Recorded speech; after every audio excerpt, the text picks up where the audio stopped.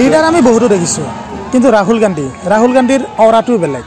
আপোনালোকে চাওকচোন, এনেকৈ পুখুৰীত সাঁতুৰিব পাৰে নেকি?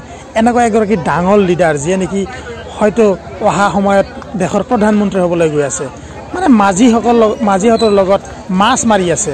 আপোনালোকে চাওক, জালেৰে মাছ মাৰি আছে, এনেকুৱা পুখুৰীত সাঁতুৰি আছে।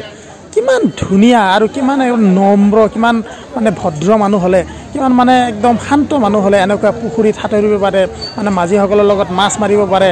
তাৰমানে এনেকুৱা ব্যক্তি এগৰাকী যদি আমাৰ দেশৰ প্ৰধানমন্ত্ৰী হয়, তেনেহ'লে গৰীব দুখীয়াৰ পৰা আৰম্ভ কৰি একদম সমূহ মানে যিসকল মানে ধনী সকলো মানুহৰ লগত সমান এটা ব্যৱহাৰ পাব। আমাৰ ভাৰতবৰ্ষক যে এটা সমন্বয়ৰ যি এটা বাতাবৰণ তেনেকুৱা সৃষ্টি কৰিব পাৰিব, এইটো আমি নিশ্চিত। গতিকে আপোনালোকে এনেকুৱা লিডাৰক অহা সময়ত ভাৰতবৰ্ষৰ প্ৰধানমন্ত্ৰী হৈ মানে বিচাৰে নে নাই, সেই কথাটো আপোনালোকে কমেণ্ট যোগে নিশ্চয় জনাব। কাৰণ এইগৰাকী ব্যক্তিক আমি এটা চান্স দিবই লাগিব। জয় ৰাহুল গান্ধী।